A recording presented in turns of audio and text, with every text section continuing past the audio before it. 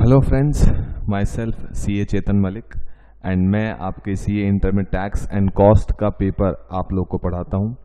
मैंने जैसे कि वादा किया था कि अपने चैनल पे कुछ वीडियोस लेके आऊँगा फ्री ऑफ कॉस्ट जो एग्ज़ाम के लिए हेल्प करेंगे। आई होप हमारी वीडियोस आपको एग्ज़ाम में हेल्प करी होंगी। कुछ फ्री वीडियोस हम लोग लेके आए टाइम टू टाइम। और दोस्तों, CA इंटर में टैक्स एंड कॉस्ट मैं आपको पढ़ाता हूँ। हमारी लाइव क्लासेस पीतमपुरा और लक्ष्मी नगर में होती हैं। CA इंटर में लॉ ऑडिट शिवाली मैम पढ़ाती हैं, जिनसे आप लॉ के वीडियोस देख रहे हैं। उनकी क्लासेस भी पीतमपुरा और लक्ष्मी नगर लाइव होती हैं। पेन ड्राइव और गूगल ड्राइव वीडियोस भी अवेलेबल है। आप नीचे जो नंबर फ्लैश हो रहा है उस पर कॉल करके आप हमारी वीडियोस के बारे में या लाइव क्लासेस के बारे में इंफॉर्मेशन ले सकते हैं। बस हाँ, ये एंड में याद जरूर रखिएगा, हमारी वीडियोस को लाइक करें, अपने दोस्तों के साथ शेयर करें, कमेंट करें। आपके कमेंट्स हमें मोटिवेट करते हैं कि हम आपके लिए ऐसी वीडियोस और बनाते रहें। और याद से हमारे चैनल को सब्सक्राइब करें, उसकी नोटिफिकेशन के लिए बेल आइकन को प्रेस करें ताकि आपके पास टाइम टू टाइम नोटिफिकेशन आती रहे। So enjoy the classes. ये चैनल आप लोगों के लिए, हमारी मेहनत अगर आप तक पहुंच रही है, आप प्लीज़ इसको एंजॉय कीजिए, अच्छे से एग्जाम दीजिए and God bless you all dear. मिलते हैं CA इंटर में। Thank you. लास्ट क्लास में हम लोगों ने कंज्यूमर बिहेवियर किया था। Demand, supply and consumer behaviour में से डिमांड हो चुका है, कंज्यूमर बिहेवियर हो चुका है। आज हम लोग सप्लाई करने वाले हैं। तो हेडिंग डाल लो सप्लाई, और ये प्लीज थोड़ा सा बैग इधर कर लो, लग जाएगा पैर पे। हेडिंग डाल लो सप्लाई। आज हम लोग सप्लाई चैप्टर शुरू करेंगे और खत्म करेंगे।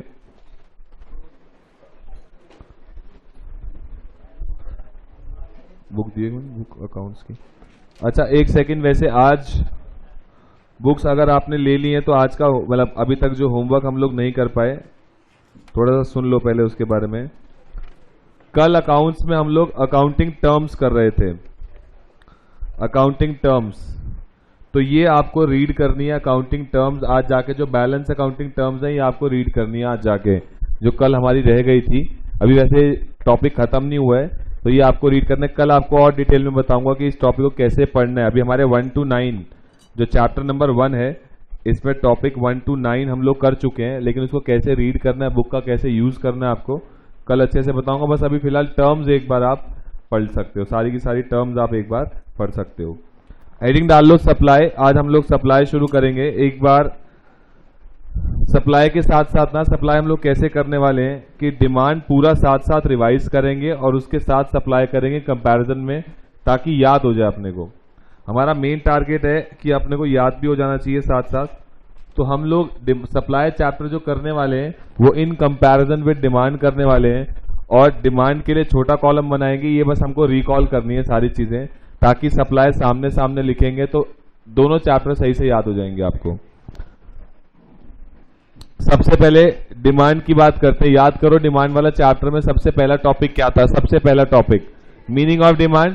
डिमांड का मतलब क्या होता है? Quantity demanded eight a given price at a given point of time. अब ये सोचो, यहां पे सेम टॉपिक आ जाएगा, लेकिन यहां पे टॉपिक का नाम क्या हो जाएगा? Meaning of supply.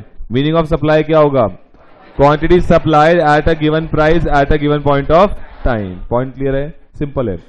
Second topic याद करो, वहां पे क्या था? Second topic factors affecting demand. कौन से ऐसे फैक्टर हैं? Price of the goods, price of related goods, income of consumer, taste and preference, और फ्यूचर प्राइस एक्सपेक्टेशन। अब देखो, सेम कॉन्सेप्ट यहां पे आ जाएगा। यहां का सेम कॉन्सेप्ट क्या है? Determinant of supply. Determinant of supply का मतलब कि कौन से ऐसे फैक्टर हैं जो सप्लाई पे इंपैक्ट डालते हैं, यानी कौन से ऐसे फैक्टर हैं जिसके कारण सप्लाई में चेंज आ सकता है, सप्लाई इंक्रीज या डिक्रीज हो सकती है।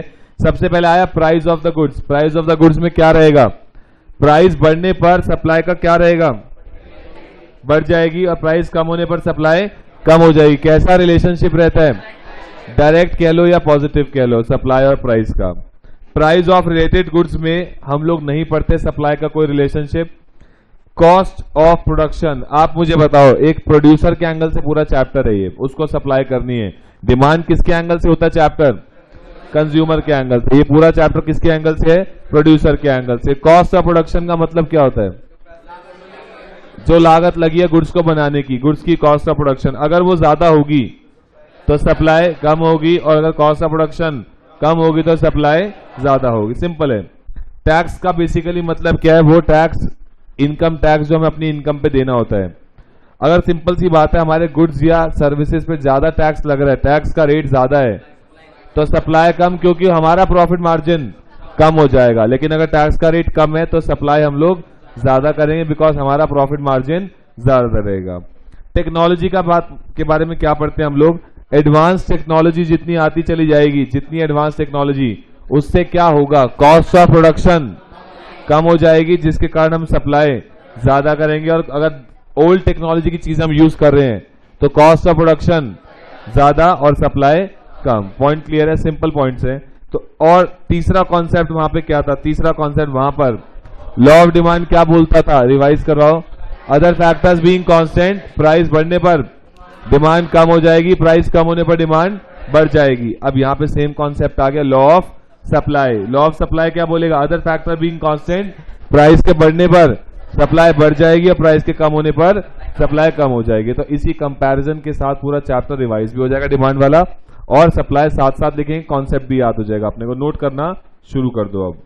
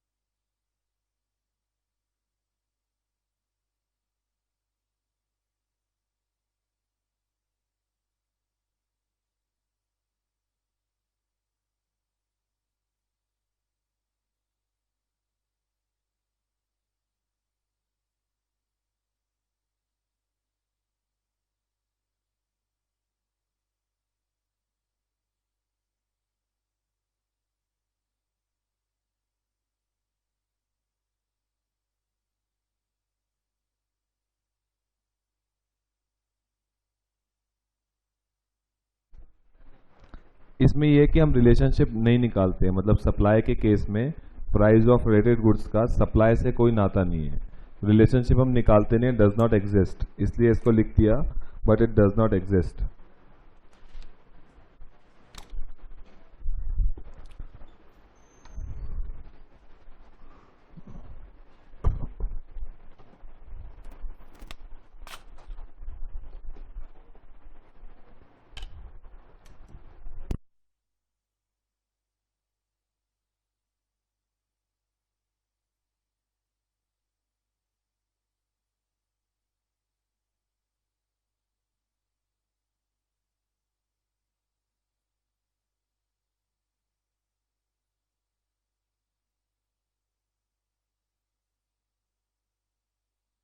चलो जी, हो गया नोट यहां तक।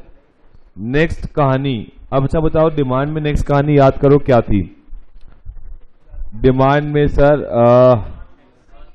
डिमांड और प्राइस के डेटा को एक टेबल में दिखाते हैं, that is called as demand schedule, और उसको कर्व की फॉर्म में दिखाते हैं तो डिमांड कर्व, और वही सारा डेटा पूरी मार्केट का एक ही टेबल में दिखाओगे, मार्केट डिमांड शेड्यूल और market demand curve. Similar concept आपका आ जाएगा सप्लाई में, वहां पे प्राइस और क्वांटिटी के डेटा को बोलते हैं डिमांड शेड्यूल और उसके कर्व को बोलते हैं डिमांड कर्व, मार्केट के डेटा को मार्केट डिमांड शेड्यूल और market demand curve. Similarly supply, a tabular presentation, एक टेबल जिसमें आप प्राइस और सप्लाई के डेटा को दिखाते हो, उस टेबल को क्या नाम दोगे, सप्लाई शेड्यूल, और उसी सप्लाई शेड्यूल को जब कर्व की फॉर्म में दिखाओगे तो नाम क्या दोगे, सप्लाई कर्व। सिमिलरली पूरी मार्केट का डेटा जब आप एक टेबल में दिखाओगे, मार्केट सप्लाई शेड्यूल और market supply curve. Point clear है, नोट कर लो इसको। ये बेसिकली एक तरीके से रिवीजन है आपकी, पूरा डिमांड भी रिवाइज हो जाएगा साथ साथ, और सप्लाई तो खैर हो ही जाएगा।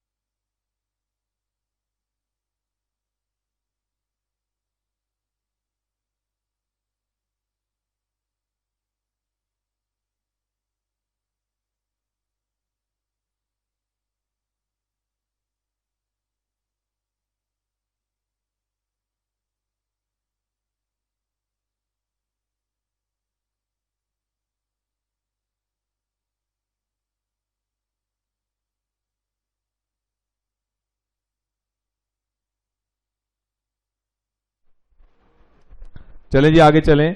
नेक्स्ट टॉपिक याद करो, डिमांड में नेक्स्ट टॉपिक क्या था हमारा, मूवमेंट एंड शिफ्ट। डिमांड में बताओ मूवमेंट एंड शिफ्ट क्या था। अगर हम डिमांड में बात करें तो मूवमेंट में दो पॉइंट थे, याद करो। मूवमेंट किस वजह से होती है, प्राइस की वजह से, और उसमें दो चीज होती है, एक्सपेंशन और कॉन्ट्रैक्शन। एक्सपेंशन का मतलब प्राइस और डिमांड का बढ़ना, किस वजह से, प्राइस के कम होने की वजह से। कॉन्ट्रैक्शन का मतलब डिमांड का कम होना प्राइस के बढ़ने की वजह से। और शिफ्ट का मतलब क्या था, शिफ्ट का मतलब अदर फैक्टर्स की वजह से जो डिमांड में चेंज आता है, दैट इज शिफ्ट। और किस वजह से आता है वो, अदर फैक्टर की वजह से। और उसमें दो वर्ड्स क्या यूज किए जाते हैं, इंक्रीज और डिक्रीज। इंक्रीज का मतलब डिमांड का बढ़ना, डिक्रीज का मतलब डिमांड का कम होना। और शिफ्ट में हमारा डिमांड कब क्या हो जाता था, राइटवर्ड या लेफ्टवर्ड चेंज हो जाता था। लेकिन मूवमेंट में डिमांड कब क्या रहता है, सेम। अब सेम कॉन्सेप्ट सप्लाई में देखो क्या रहेगा, सेम कॉन्सेप्ट, सेम ही बातें हैं। इसमें भी दो बातें आ गई, मूवमेंट और शिफ्ट। मूवमेंट का मतलब change in supply due to change in price, और शिफ्ट का मतलब change in supply due to change in other factors. इसमें भी दो वर्ड हो गए, एक्सपेंशन और कॉन्ट्रैक्शन। एक्सपेंशन का मतलब सप्लाई का बढ़ना या कम होना, बढ़ना, किस वजह से, प्राइस के बढ़ने की वजह से। और कॉन्ट्रैक्शन का मतलब सप्लाई का कम होना प्राइस के कम होने की वजह से। ऑब्वियसली हमें पता है इन दोनों के बीच में कैसा रिलेशनशिप रहता है, डायरेक्ट रिलेशनशिप रहता है। नेक्स्ट, शिफ्ट का मतलब इंक्रीज या decrease due to other factors. Increase का मतलब सप्लाई का बढ़ना, डिक्रीज का मतलब सप्लाई का कम होना, किस वजह से? अदर फैक्टर्स की वजह से। अब इंक्रीज के केस में होगा क्या सर? हमारा सप्लाई कर्व इंक्रीज के केस में क्या होगा? Supply curve will shift rightward and downward, rightward and downward. आपको देख के इसलिए मैंने स्पेशली ये बनाया। लेकिन डिमांड के केस में क्या होता है? डिमांड का कर्व जब शिफ्ट होता है तो उसके हम राइटवर्ड एंड अपवर्ड, सप्लाई के केस में rightward and downward. Point clear हुआ? सिमिलरली डिक्रीज के केस में, डिक्रीज जब होगी सप्लाई तो कर्व किधर को शिफ्ट होगा? लेफ्टवर्ड एंड अपवर्ड, यहां पर leftward and downward. Point clear है? वो तो इस वजह से ना, क्योंकि इसका ऑब्वियसली नेगेटिव अप्रोच है, इसकी पॉजिटिव अप्रोच है, इस वजह से ऐसा हो रहा है। पॉइंट क्लियर है? यहां तक सेम कॉन्सेप्ट है, नोट कर लो।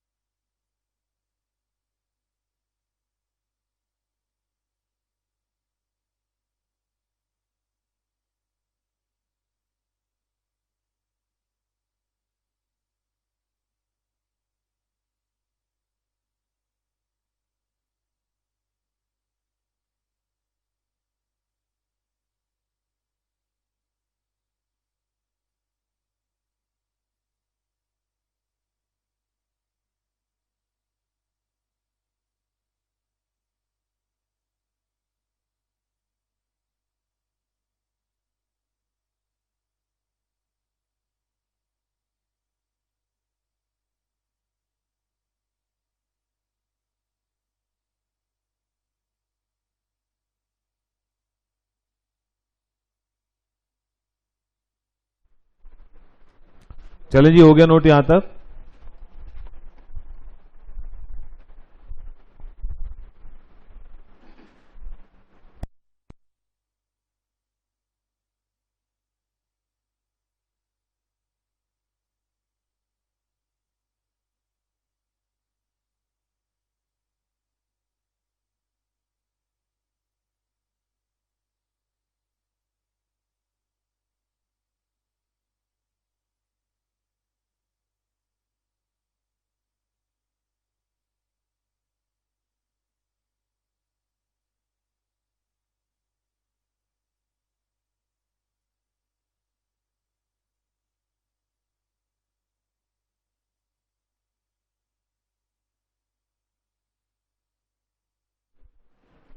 चले जी, हो गया नोट? हो गया।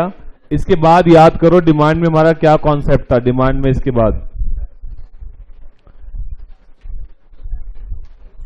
Elasticity of demand. Elasticity of demand का क्या मतलब था? इलास्टिसिटी ऑफ डिमांड का क्या मतलब था? Change in demand due to change in any factor. किसी एक फैक्टर में चेंज होने की वजह से जो डिमांड में चेंज आता है, that is called as elasticity. Supply में क्या रहेगा?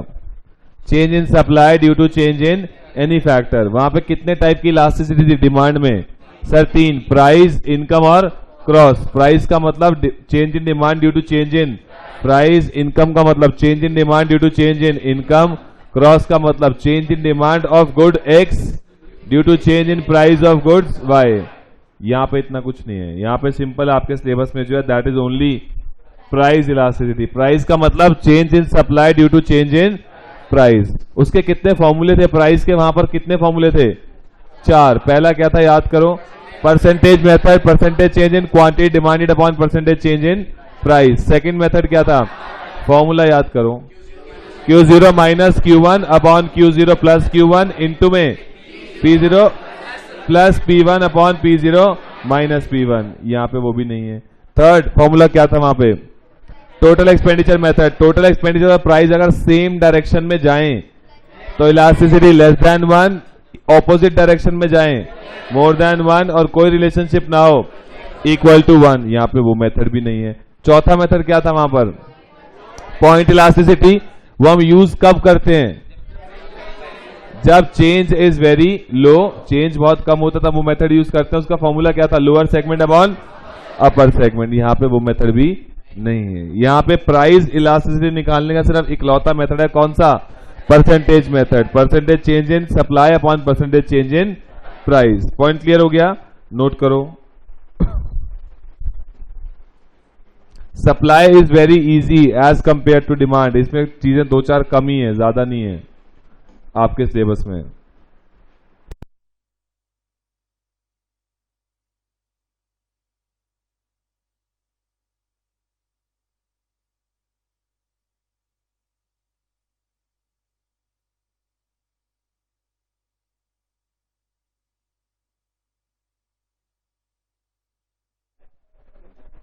Degree of responsiveness of supply to change due to any factor.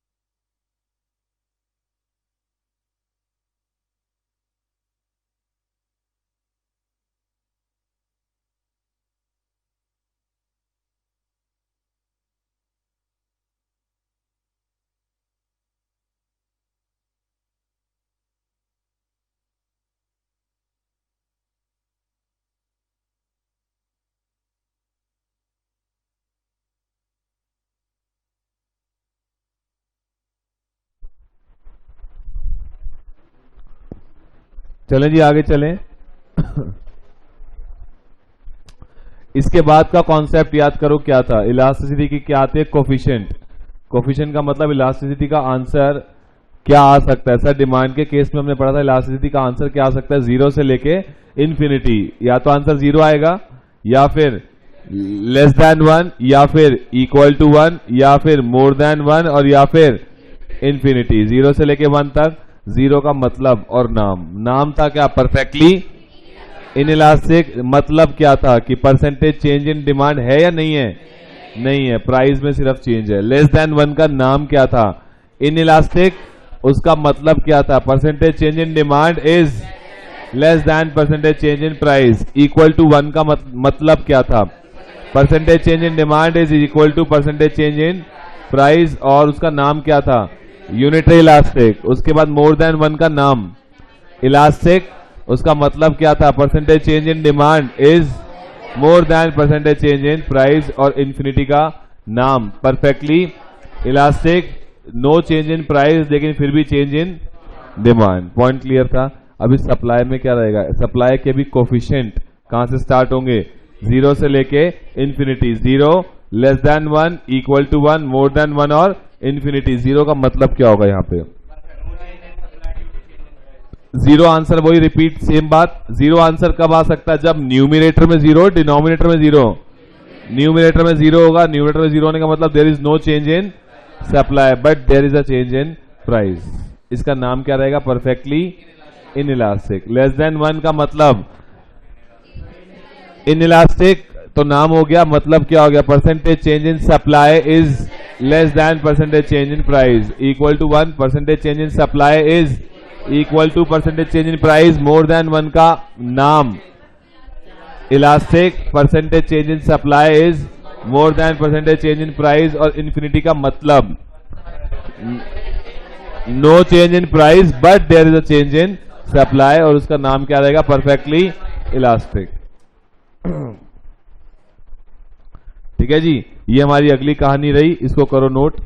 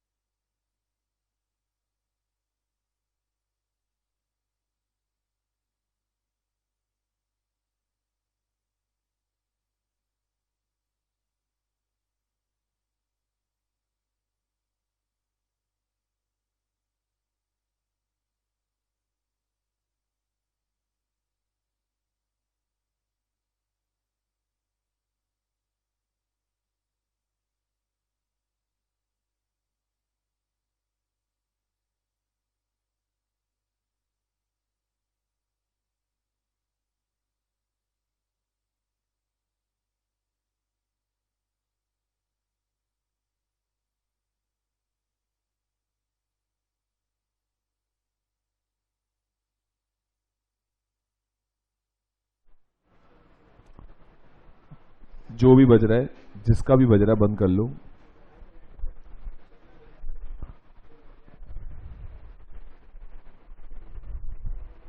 और फोन में ना एक ऑप्शन होती है वाइब्रेशन मोड या साइलेंट मोड, तो वो कर दिया करो। वो किस लिए होती है? वो इसीलिए होती है कि कहीं हम अच्छी जगह बैठे हैं या हमें कहीं डिस्टरबेंस नहीं चाहिए, तो वहां पर उसका इस्तेमाल करें आप।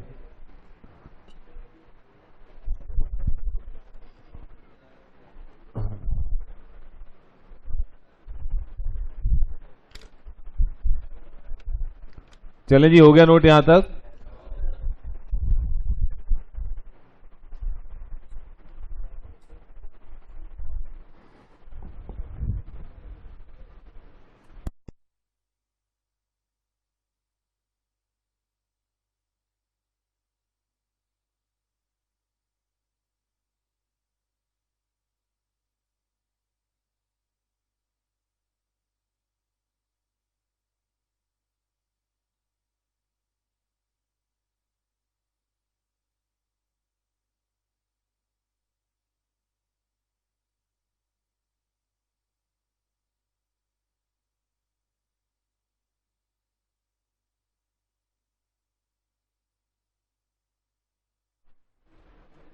चलें जी, आगे चलें।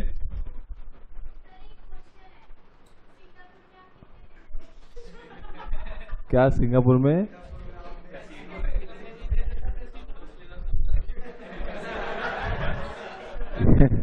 ये मतलब सवाल आया कहां से और ये कैसे? मतलब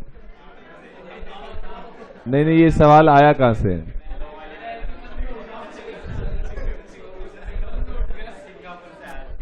चलो छोड़ो, तुम छोड़ो छोड़ो, ये सब बातें खैर छोड़ दो। ये सवाल आया कहां से, पहले ये बताओ।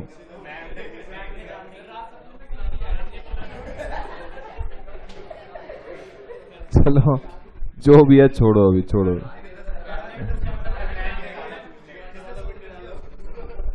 छोड़ दो, रहने दो। मैं ऐसे काम करता ही नहीं, मेरी शक्ल से लगता मेरी शक्ल से लगता मैं किसी में जाता हूँ यार। बड़े बेशरम हो यार, ऐसा नहीं है, मैं ऐसे काम नहीं करता, मैं बिल्कुल शरीफ सा बच्चा हूँ। आओ जरा नेक्स्ट पे आओ, नेक्स्ट पे आओ। हाँ, सब वर्किंग है। अरे टेंशन मत लो, तुम आओ, आगे आओ। डायग्राम पे आ जाओ। डायग्राम क्या था, डिमांड का डायग्राम। डिमांड का डायग्राम देखो, याद करो, उल्टा एल बनता है, बस उसका क्योंकि वहां पर रिलेशनशिप कैसा होता है, नेगेटिव।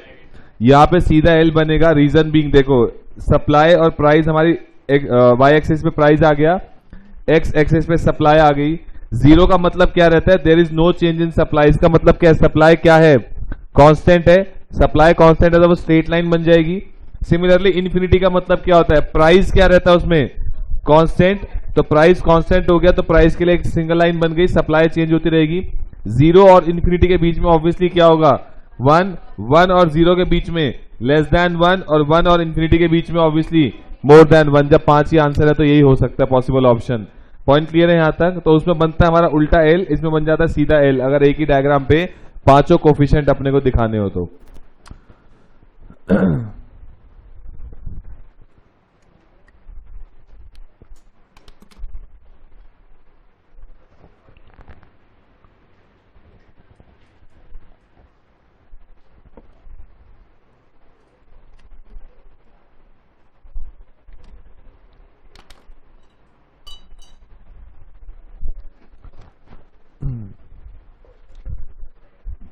चले जी, हटा दो इसको।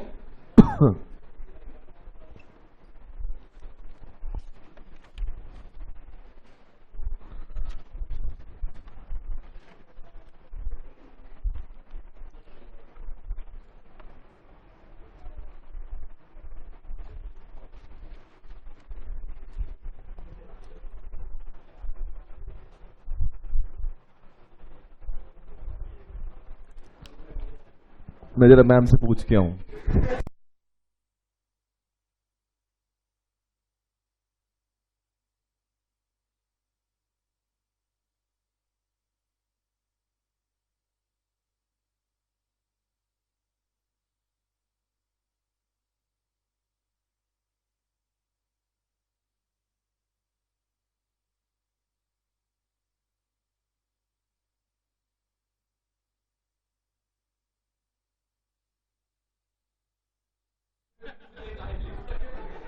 अच्छा सुनो सुनो सुनो, इको की तुम्हारी बुक आ चुकी है।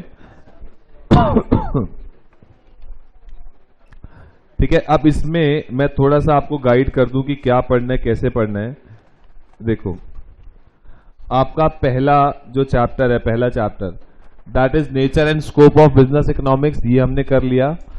और आज हमारा डिमांड सप्लाई कंज्यूमर बिहेवियर ये भी खत्म हो गया। उसके बाद हमारा आएगा production and cost, forms of market, business cycle. ये नया ऐड हुआ फाउंडेशन में, पहले जब सीपीटी हुआ करता था तब नहीं था। उसके बाद कुछ टर्म्स हैं जो इंपॉर्टेंट है, वो हमने यहाँ पे डाली है। ये बेसिकली हमारा जो बेस रहता है आईसीआई का मॉड्यूल। देखो आईसीआई का मॉड्यूल बेसिकली क्या है, एनसीईआरटी। एनसीईआरटी मतलब पेपर उसी में से बनना है, लेकिन उसकी जो लैंग्वेज रहती है प्लस उसमें जो कंटेंट रहता है वो बहुत टफ और बहुत डिफिकल्ट होता है, डिफिकल्ट टू रीड है। तो हम लोग क्या करते हैं, आईसीआई का मॉड्यूल को बेस रखते हैं, प्लस उसमें एडिशंस कर देते हैं उसको एनसीईआरटी को आरडी शर्मा बनाने के लिए। शायद ये लैंग्वेज ज्यादा समझ में आएगी आपको। एनसीईआरटी को हम लोग आरडी शर्मा बना देते हैं, मतलब उसमें एक्स्ट्रा चीजें हम लोग ऐड कर देते हैं जिससे कि एक बेस हमारा वो रहे जो हमें पेपर में आएगा।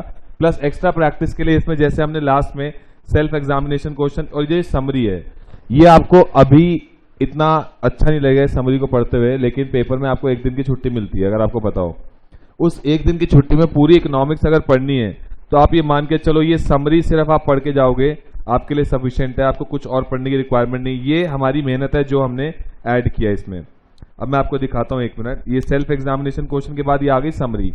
ये बेसिकली है क्या, ये समरी ये वन लाइनर्स हैं, एक एक लाइन में एक्सप्लेनेशंस हैं जो जिन लाइन से आपको क्वेश्चन बनते हैं बेसिकली। तो ये हमने पूरी उसकी समरी बना रखी है आपको हर चैप्टर की, पूरी इकोनॉमिक्स की समरी है लास्ट में। और उसके बाद चारों पांचों चैप्टर जितने भी आपके चैप्टर हैं उसकी समरी होने के बाद सर सुबह, मैं ये उनके लिए बता रहा हूँ जिनको बिल्कुल आदत होती है पेपर में जाने से पहले बाहर तक किताबें खोलने की, वो भी ऐसे भी लोग होते हैं, उनके लिए लास्ट मिनट रिवीजन। ये उन लोगों के लिए है। इसमें मतलब समरी का भी, जैसे कहते हैं ना समरी का बच्चा, ये उसका भी हम उसको भी क्रिस्प कर दिया कि लास्ट मोमेंट सर क्या पढ़ के जाऊं पास हो जाऊं। ये बिल्कुल पास, जिसको लगता ना कि अब मैंने कुछ नहीं पढ़ा, पूरे जीवन काल मैंने सिर्फ मस्ती करी, कुछ नहीं करा, ऐसे सवाल पूछे 2-4 क्लास में तो मजाक था ये। तो जिन्होंने कुछ नहीं करा उनके लिए लास्ट मोमेंट है ये बिल्कुल, कि इकोनॉमिक्स का मतलब क्या है, जेबीसी नहीं, मतलब उसमें से भी इंपॉर्टेंट टॉपिक्स, उसमें से भी बिल्कुल इंपॉर्टेंट टॉपिक्स। और जिसको इकोनॉमिक्स में एक बार में अच्छे नंबर से पास होना है, हर चैप्टर के पीछे आपको ये मिलेगा, हर समरी, देखो पहले आया समरी, समरी के अंदर आया लास्ट मिनट रिवीजन, उसके अंदर है ये वेरी इंपॉर्टेंट एग्जाम पॉइंट्स, ये पढ़ लेना। ये बेसिकली है क्या, मैं आपको बता देता हूं। पास्ट अटेम्प्ट में इस चैप्टर में से जो क्वेश्चन आए, जैसे फॉर एग्जांपल एक क्वेश्चन आया, उसकी वो ऑप्शन, 4 ऑप्शन में से एक आंसर है, तो हमने उसको एक लाइन की फॉर्म में कन्वर्ट करके यहां डाला हुआ है। तो ये बेसिकली है क्या, इस चैप्टर में से आए हुए पास्ट अटेम्प्ट के क्वेश्चन, जिसको हमने वन लाइनर की फॉर्म में कन्वर्ट करके डाला हुआ है, क्वेश्चन आंसर फॉर्म में नहीं डाला, लेकिन उसको कन्वर्ट कर दिया वन लाइनर में। जैसे कोई भी क्वेश्चन पूछा, उसका एक आंसर तो होगा ऑब्वियसली 4 ऑप्शन में से, उस आंसर को क्वेश्चन में मिला के एक सिंपल सी लाइन बना दी और वो यहां लिखी हुई है। तो ये आपको बताएगा कि इस चैप्टर में से किस तरीके के क्वेश्चन या किस कॉन्सेप्ट में से क्वेश्चन आते हैं। ये बहुत जरूरी है, वेरी इंपॉर्टेंट एग्जाम पॉइंट, ये सबको पढ़ना ही पढ़ना है।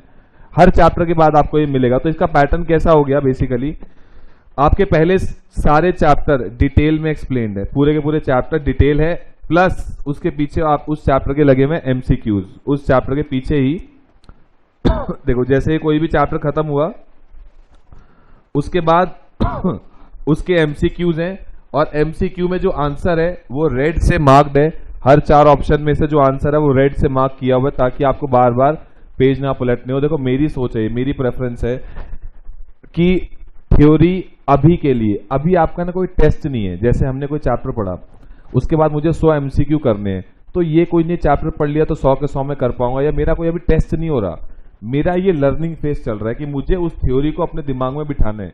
बार बार क्वेश्चन को देखोगे, और ये मेरी प्रेफरेंस थी कि आंसर को हम चाहते तो बोल्ड भी कर सकते थे, या आंसर जैसे बाकी टेक्स्ट बुक में लिखा होता अलग से ABCD फलान डिकान, वो भी लिख सकते थे, ऑप्शन वो भी थी। पर मैंने ये क्यों चुनी, जब आप इस 2-3 बार अपने आंखों के आगे से इस क्वेश्चन आंसर को निकाल लोगे ना, तो कई बार ऐसा होता है वो चीजें हमारे दिमाग में बैठ जाती है कि उसका आंसर यार 4th ऑप्शन थी, अच्छा वो रेड वाली थी, ऐसा था उसमें।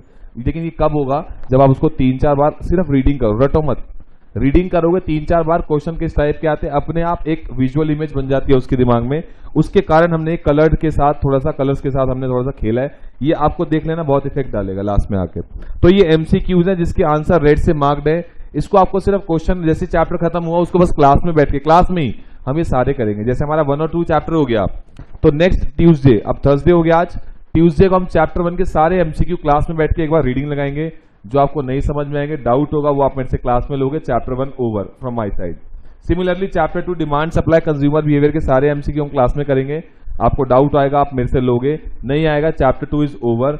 समरी पढ़ना आपका काम है, मैं लास्ट में जब पूरी इको खत्म हो जाएगी तब चैप्टर वाइज आपको समरी पढ़वाऊंगा क्लास में, लेकिन अभी नहीं। अभी आपका काम है आपको घर जाके क्या करना चाहिए, जैसे कोई भी चैप्टर खत्म हुआ, पहला ऑप्शन, ये स्टेप्स हैं आपके लिए जो आपको कर लेने चाहिए। और मैं बार बार बोल रहा हूं, इको और लॉ ये 2 चीजें ऐसी हैं जिसने थोड़ी सी भी मेहनत कर ली इसमें बहुत इजी है, ये आपके बाकी के नंबर तो कवर करेंगी करेंगी, ये आपको रैंक की तरफ लेके जाती हैं दोनों subject as compare to accounts and maths, अगर मैं कंपैरिजन करूं तो इसका स्टेप 1 आपको क्या करना चाहिए, पहले तो डिटेल में जो अंदर कंटेंट लिखा है अगर पढ़ पाओ तो इससे बड़ी ऊपर कोई बात ही नहीं है। जिन बच्चों ने बुक की रीडिंग कर ली, बुक के अंदर जो कंटेंट लिखा है जिन बच्चों ने कर लिया, उनका तो ये मान लो 100 में से हमारे यहाँ पे 88, 89 ऐसे मार्क्स भी आए हैं, कोई बड़ी बात नहीं है, कोई बड़ी बात नहीं है, आप ये मार्क्स लेके आ सकते हो। मिनिमम बोल रहा हूँ, सीए फाउंडेशन है, ये 12th नहीं है, यहाँ पे उम्मीद मत लगाना 98, 99, 100 में से 100 आ जाएंगे, हम भी वैसा बनेंगे 500 में से 499 लेके आएंगे, 12वीं नहीं चल रही है, ये सीए फाउंडेशन है, 40% रिजल्ट जाता है सिर्फ। तो उस एंगल से मैं बोल रहा हूं कि जिस बच्चे ने अंदर का कंटेंट रीड कर लिया, कंटेंट, एक इंग्लिश इंप्रूव होनी ऑटोमेटिकली, और उसको इकोनॉमिक्स तो दिमाग में घुसी जाएगी। नहीं तो सबसे पहली ऑप्शन होनी चाहिए आपको कंटेंट रीड करना चाहिए डिटेल में, सारा कंटेंट रीड करो, उसके बाद उसके सारे एमसीक्यूज करो, उसके बाद उसकी समरी पढ़ो जो पीछे गिवन है। समरी 2 पार्ट में गिवन है, एक तो पार्ट 1 है आपका जो डिटेल समरी है, और एक पार्ट 2 है लास्ट मिनट रिवीजन, ये आपको कर ले। और लास्ट मिनट रिवीजन के अंदर वेरी इंपॉर्टेंट एग्जाम पॉइंट है, ये लास्ट मिनट रिवीजन इसका नाम इसलिए दिया कि इसको अगर आप पेपर से एक दिन पहले ये दोनों चीजें ढंग से करके चले जाओगे, पेपर इससे बाहर आपको नहीं मिलने वाला, ये क्रिस्प कर दिया उन सारी चीजों को, दैट्स इट। तो सबसे पहले हमने कॉपी में नोट्स बनाए, जिससे आपको सारा सिलेबस रिवाइज हो गया। कॉपी करने के बाद उसको आप डिटेल में कंटेंट पढ़ो अगर पढ़ना चाहते हो तो, लेकिन जो नहीं पढ़ना चाहते मैं फोर्स नहीं करूंगा। ये सिर्फ ये मान लो कि आपको टुवर्ड्स 90+ की रेस में ले जा सकता है ये काम। ऑब्वियस बात है, किसी भी चीज का कंटेंट एक बार आप डिटेल में पढ़ लेते हो, अपने आप खुद से सेल्फ रीडिंग कर लेते हो, उससे ऊपर तो कोई चीज ही नहीं है, सेल्फ स्टडी से ऊपर कोई चीज नहीं है अगर आप डिटेल कंटेंट में पढ़ लेते हो तो that is completely up to you. उसके बाद एमसीक्यू करो, उसके बाद समरी, ये दोनों वाली करनी है, और उसके बाद इसी चीज की, इन दोनों की रिवीजन करनी है। कंटेंट एक ही बार पढ़ना है, बार बार नहीं पढ़ना है। कंटेंट सिर्फ अभी के लिए, लर्निंग फेज में समझने के लिए, डिटेल में चीजों को, इंग्लिश इंप्रूव होगी, बहुत सारी चीजें इंप्रूवमेंट होगी आपकी। बस रिवीजन जो बार बार करनी है वो एमसीक्यू और समरी की करनी है, ये आपको करना है। उसके बाद सॉरी, उसके बाद लास्ट में model test paper, model test paper लगे हुए हैं। मॉडल टेस्ट पेपर बेसिकली ये क्या है, जो जिस तरीके का आईसीआई का पैटर्न का एग्जाम आता है, आपके इको के 60 क्वेश्चन आएंगे, बीसीके के आएंगे 40, इकोनॉमिक्स के आपके 60 आएंगे। तो दो पेपर कि किस टाइप का पेपर आपका एग्जाम में, किस डिफिकल्टी लेवल आपको इसे समझ में आएगा, ये बेसिकली आपको ये समझाने के लिए है कि difficulty level. Model test paper 1, इसमें आपके 60 क्वेश्चंस इकोनॉमिक्स के लगे हुए हैं, जैसा एग्जाम आता है वैसे उस लेवल के। तो ये मॉडल टेस्ट पेपर लास्ट में, ऑब्वियसली फुल सिलेबस का मिक्स क्वेश्चन है इसमें, ये आपको लास्ट में काम आएगा जब पूरी इको हो जाएगी। तो एक बार तसल्ली से, जब आप रिवीजन कर चुके हैं एमसीक्यू की और समरी की, बार बार revision 3-4 bar, at least 3 to 4 revisions जब आप इसकी कर चुके हो, उसके बाद मॉडल टेस्ट पेपर करो, देखो कि मैं 60 में से कितने ला पा रहा हूं और किस चैप्टर में या कौन से क्वेश्चन में नहीं कर पा रहा हूं, फिर उसकी रिवीजन दोबारा करनी पड़ेगी अपने को। ये तरीका है आपको इकोनॉमिक्स में अच्छे नंबर लाने का। ये साथ साथ चलेगा, ये साथ साथ चलेगा, ये साथ साथ चलेगा। रिवीजन हम लोग करेंगे पूरी इको खत्म करने के बाद। पूरी इको जब हो जाएगी मैं आपको क्लास में रिवीजन करा दूंगा एक बार सारे चैप्टर्स की। उसके बाद एमसीक्यू और समरी तो आपको बार बार रिवाइज खुद ही करनी है। लास्ट में एमटीबी करेंगे, इकोनॉमिक्स ऐसे पूरी खत्म हो जाएगी। और सेम चीज हम लोग करेंगे business and commercial knowledge. Theory को ना मैंने अपने तो कभी आज तक रटा नहीं, मेरा टारगेट एक ही था थ्योरी पढ़ने में। देखो जहां तक मेरा मानना है, मेरी सोच है, हो सकता है गलत तो हो सकता है सही हो, मेरे को लगता है थ्योरी पढ़ने में ज्यादातर लोगों को आफत आती है, ज्यादातर लोगों को। मैं एक मेजॉरिटी की बात कर रहा हूँ, एक्सेप्शंस आर ऑलवेज देयर। होता है कईयों को थ्योरी ज्यादा अच्छी लगती है, कईयों को प्रैक्टिकल ज्यादा अच्छा लगता है, मैं वो नहीं कर रहा, बट एक नॉर्मल बात करें, जनरल क्राइटेरिया, थ्योरी पढ़ने में आफत आती है सबको, रटने में तो उससे ज्यादा आफत आती है।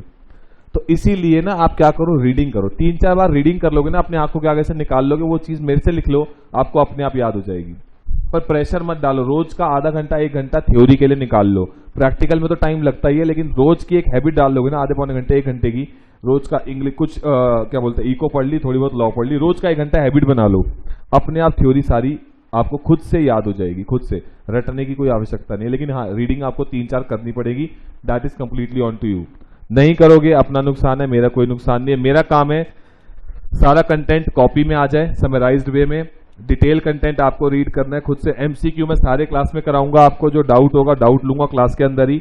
समरी आपको मैं एक बार कहोगे तो ये भी रीड करा दूंगा, कोई दिक्कत नहीं है, लेकिन बार बार जो इसको रिवाइज करना है वो आपको खुद ही करना है, ताली दुआ से बजनी है। मैंने आपको सिर्फ गाइड करना है, चलना आप नहीं है। नहीं करोगे दैट इज योर विश, आपका नुकसान है, मेरा कोई नुकसान नहीं है। ठीक है जी, तो मिलते हैं हम लोग नेक्स्ट क्लास में। हमारे 2 चैप्टर हो गए हैं और 2 चैप्टर के एमसीक्यू हम लोग नेक्स्ट क्लास में करेंगे, ट्यूसडे और थर्सडे।